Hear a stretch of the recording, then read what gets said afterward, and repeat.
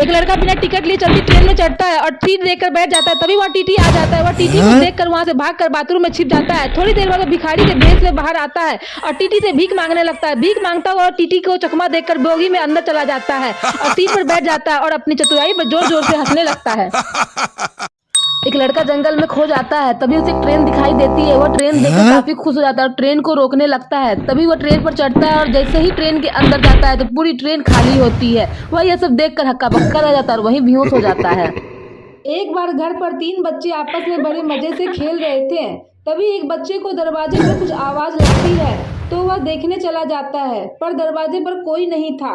वह अंदर आकर दोनों से आवाज के बारे में पूछता है तो वह बोलते हैं हमें कुछ भी आवाज नहीं आई। वह फिर से खेलने लगते हैं। आवाज फिर से आती है। वह अपने दोस्तों से पूछता है आवाज के बारे में, फिर से वह नहीं बोलते हैं। वह दरवाजे की तरफ जाता है। दोनों बच्चे अब भी खेल रहे थे। पहला बच्चे अभी तक बाहर से अंदर नहीं आया था। अब एक और बच्चा बाहर जाकर देखता है।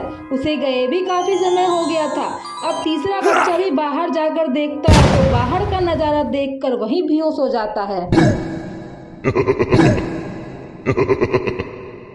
एक आदमी अपने बच्चे के साथ पार्क में आता है और बच्चे को गोद से उतारकर वहाँ बच्चे को खिलाने लगता है। बच्चा पार्क में मजे से खेल रहा था। तभी पिता बच्चे को झूला झूलाने ले जाता है। फिर वह बच्चे को स्लाइडर पर ले जाता है और स्लाइड कराता है। वह बच्चे को स्लाइड करा ही रहा था तभी बच्चा अचानक गायब हो जाता है। पिता यह सब देख कर डर जाता है और वहीं बेहोश हो जाता है।